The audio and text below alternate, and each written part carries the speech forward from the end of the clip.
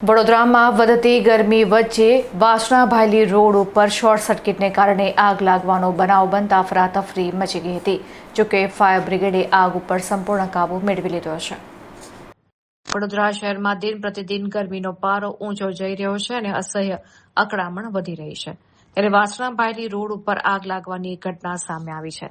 આ માર્ગ ઉપર આવેલી જાણીતી અર્થ આલ્ફા બિલ્ડિંગ પાસે અચાનક આગ ફાટી નીકળતા આસપાસના લોકોમાં અને રાહદારીઓમાં થોડા સમય માટે દોડધામ મચી ગઈ હતી. પ્રાથમિક માહિતી અનુસાર આ આગ શોર્ટ સર્કિટ થવાને કારણે લાગી હોવાનું બહાર આવ્યું છે.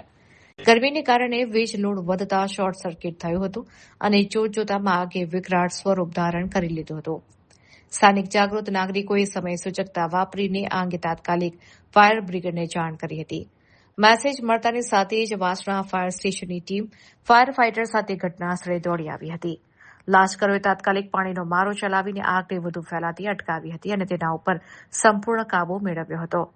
આ ઘટનાની જાણ થતાં જ જેબી એટલે કે મધ્ય ગુજરાત વીજ કંપનીના કર્મચારીઓ પણ તાબડતોબ ઘટના સ્થળે દોડી આવ્યા હતા. તેમણે સાવચેતીના ભાગરૂપે વિસ્તારનો વીજ પુરવઠો સળંગ કાપી નાખ્યો હતો અને લાઇનનું સમારકામ હાથ ધર્યું હતું. ફાયર બ્રિગેડ અને વીજ કંપનીની ત્વરિત કામગીરીને કારણે મોટી દુર્ઘટના ટળી હતી અને કોઈ જાનહાનિ નોંધાઈ નથી.